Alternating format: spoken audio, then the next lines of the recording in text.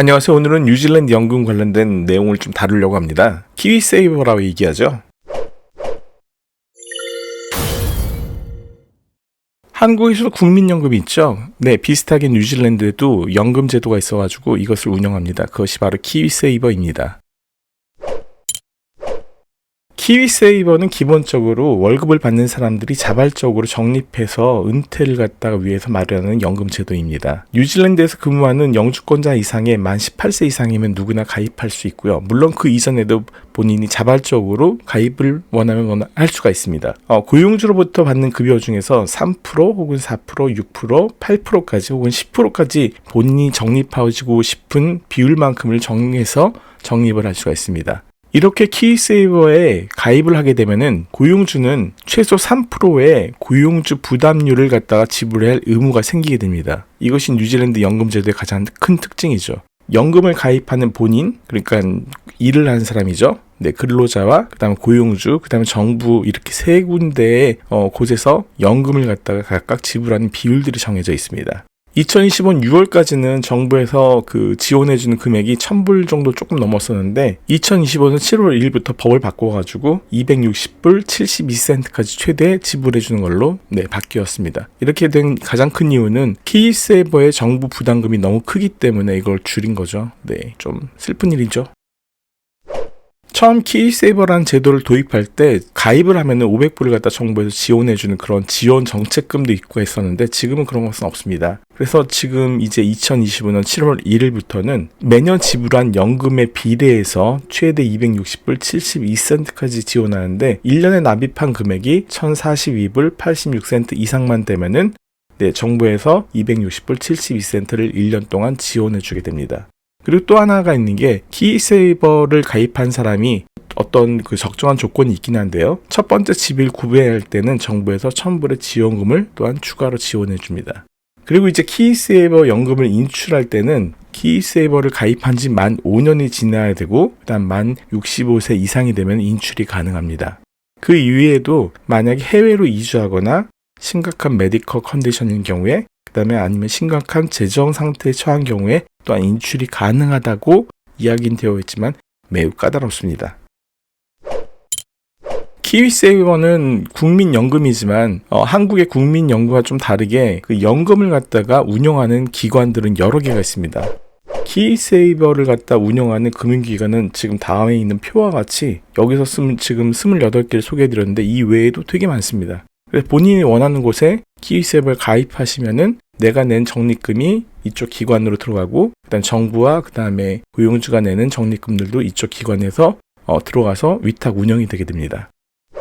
지금 보여드린 건 뉴질랜드 제1금융권인 웨스트팩 은행을 통해서 키위세이버를 가입하는 경우에 지금 여기서 그로스 펀드라고 가장 수익률이 좋은 펀드 중에 하나인데 이게 5년 평균이 8.75%입니다. 네, 다음 표를 보시면은 3개월, 그 다음에 6개월, 1년, 3년, 5년 이렇게 돼가지고 가장 높았던 수익률이 5년 차일 때 8.75%를 기록한 것을 볼 수가 있습니다. 네, 오늘 세미나는 가장 큰 이유가 바로 다음 슬라이드인데요. 키위세이버를 운영하는 기관 중에서 잘 보시면요. 지금 US ETF에 상품 투자를 할 수 있는 키위세이버 기관이 있습니다. 뉴질랜드에 있는 메이저 은행들은 거의 대부분 이런 서비스를 지원하지 않는데요. 지금 제가 하고 있는 키위세이버가 슈퍼라이프라는 데인데요. 네, 이 기관에서 제가 어떤 협력이나 이런 것도 받은 건 없는데 제가 오늘 여기 소개시켜드린 이유가 ETF 상품을 갖다가 지금 키위세이버 투자 금액으로 내가 신청할 수가 있거든요. 그러면은 다음과 같이 ETF 상품에서 제가 지금 선택한 상품 중에 하나가 US 라지라는 어떤 ETF 상품인데요. 보시면 수익률이 15.93%입니다. 네, 5년 평균 수익률이 15.93%였고요. 그 다음에 다음 슬라이드 보시면은 2024년 평균 수익률이 최대 수익률로 45.42%가 떴었습니다. 네, 상당히 이때 미국의 주식시장이 엄청나게 붐이었었던 거죠. 그래서 이런 평균 수익률을 갖다가 얻을 수가 있었습니다.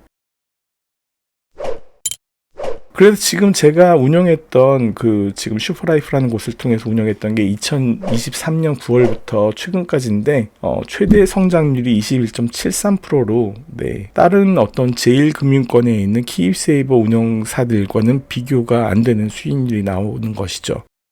제가 처음에는 웨스팩을 통해서 키입세이버를 운영했는데 사실 수익률을 하기도 정말 민망한 그 정도의 어떤 증가율, 그런 수익률을 봤는데 실제로 가장 큰 수익률은 정부에서 주는 보조금이었어요.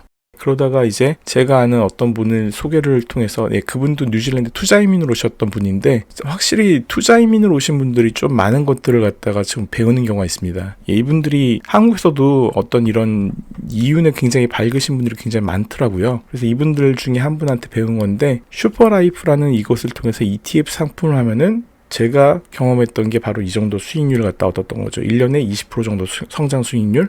물론 중간에 이제 다른 ETF 상품을 조금 바꾸기도 했었는데 하여간 뉴질랜드 제1금융권에서 가장 수익률이 높다는 거기에 투자하는 것보다 ETF 상품으로 투자하는 것이 훨씬 큰 수익률을 얻을 수 있었습니다. 그래서 뉴질랜드에서 지금 현재 키입세이버를 가입하고 계신 분이 있다면은 저는 정말로 적극적으로 ETF 상품을 갖다가 바꾸시는 것 같다고 권해드릴게요. 물론 투자에서 수익률만 있을 수는 없습니다. 어쩔 경우에는 특히 코로나 그 기간 동안에는 아까 보셨던 것처럼 마이너스 수익률도 있었습니다. 하지만 길게 보면은 ETF 상품이 절대 나쁘다고 저는 판단되지가 않더라고요. 물론 이제 모든 것이 본인의 선택이고 본인의 책임이죠. 왜냐하면 수익률이 일어난다고 그걸 딴 사람한테 줄 것도 아니기 때문에 그 마찬가지로 반대로 손해가 나면 그 모든 책임도 본인이 져야 되는 것이겠죠.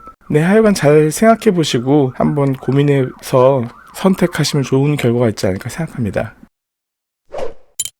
한국과 가장 큰 다른 것이 뉴질랜드의 경우에는 투자은행을 갖다 투자처를 갖다 내가 임의로 선택할 수 있다는 이것이 가장 큰 메리트가 아닌가 싶어가지고요.